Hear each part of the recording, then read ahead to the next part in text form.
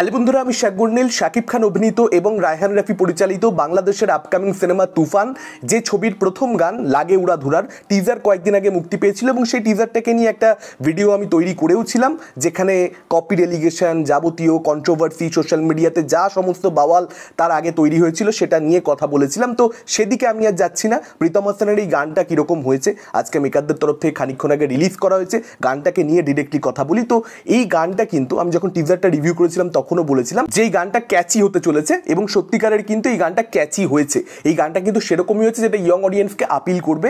বিশেষ করে গানটার যে মূল লাইনটা, সেই মূল লাইনটা কিন্তু প্রচণ্ড বেশি আপিলিং। সেই লাইনটার মধ্যে একটা এনার্জি রয়েছে, সেই লাইনটার মধ্যে একটা মজা রয়েছে। লাগে উড়াধুরা যেরকম মিউজিক, ঠিক সেই রকমই মানে এই লাগে উড়াধুরা এই যে ওয়ার্ডগুলো, সেটার মধ্যেও একটা মজা রয়েছে। ডেফিনেটলি আপনারা দেখতে পাবেন ভাইরাল হয়ে যাচ্ছে, জনতার মধ্যে একদম এই গানটা ছড়িয়ে যাচ্ছে এবং প্রচুর পরিমাণে রিলস তৈরি হচ্ছে সোশ্যাল মিডিয়াতে। অলরেডি এই গানটাকে নিয়ে চর্চা প্রচুর পরিমাণে হয়ে গেছে। এই গানটা এমনিতেই হিট হয়ে গেছে। একটা গানের উদ্দেশ্য কী থাকে? ছবির সম্পর্কে দর্শককে জানানো। তো এই গানটা এমনিতেই দর্শককে অলরেডি জানিয়ে দিয়েছে যে তুফান নামের একটা ছবি আসছে এবং সেটা অনেক আগে থেকে দর্শক এমনিতেও জানে এই ছবিটাকে নিয়ে এমনি হাইপ আছে। সেখানে দাঁড়িয়ে এরকম একটা গান, ডেফিনেটলি এই গানটা কিন্তু বেশ ভালো হয়েছে।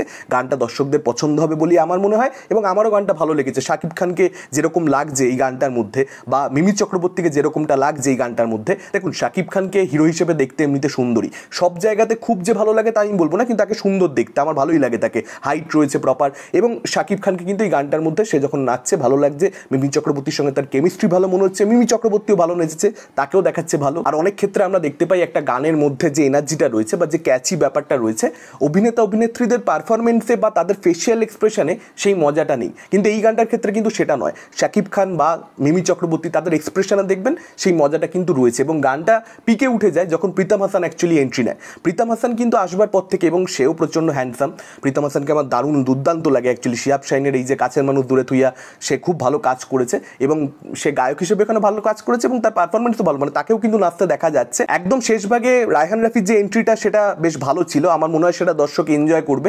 আনএক্সপেক্টেড যে কোনো কিছুই আসলে দর্শক এনজয় করে এবং রায়হান রাফির এন্ট্রিটা আমার কোথাও একটা মনে পড়ে যাচ্ছিল অ্যাটলিট সিনেমা জওয়ান, সেখানে শাহরুখ খানের সঙ্গে আমরা অ্যাটলিকে নাচতে দেখি। যদিও সেখানে আমরা যেভাবে অ্যাটলিকে নাচতে দেখেছিলাম, এখানে আমরা রায়হান রাফিকে সেভাবে নাচতে দেখি না, কিন্তু রায়হান রাফি এই গানটার মধ্যে আছেন। এবং সব থেকে যেটা প্রশংসার জায়গা সেটা হচ্ছে এই গানটা কিন্তু মানে প্রোডাকশন ভ্যালু বিভৎস।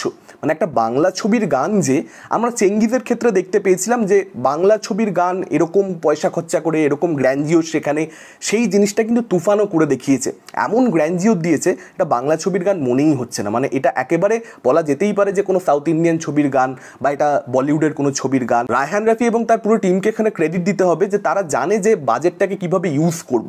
পয়সা পাওয়াটাই বড় কথা নয়, পয়সাটা পাওয়ার পরে সেটাকে কীভাবে কাজে লাগাবো এটা কিন্তু একটা ইম্পর্টেন্ট বিষয়। টিজার দেখবার পর এবং গান দেখবার পর এই ছবিটাকে নিয়ে ডেফিনেটলি এক্সপেকটেশন কিন্তু অনেকটাই বেড়ে যাচ্ছে। এই গানটার ক্ষেত্রে খালি একটাই কথা বলতে পারি যে এই গানটার মূল যে লাইনটা, এই যে লাগে উড়াধুরা, সেই জায়গাটা যতটা বেশি মজাদার, সেই জায়গাটা যতটা বেশি ক্যাচি, গোটা গানটাই যে ততটা বেশি ক্যাচি এ কথা কিন্তু বলতে পারবো না। ওই পার্টিকুলার জায়গাটা বেস্ট পার্ট আর কি গোটা গানটার মধ্যে।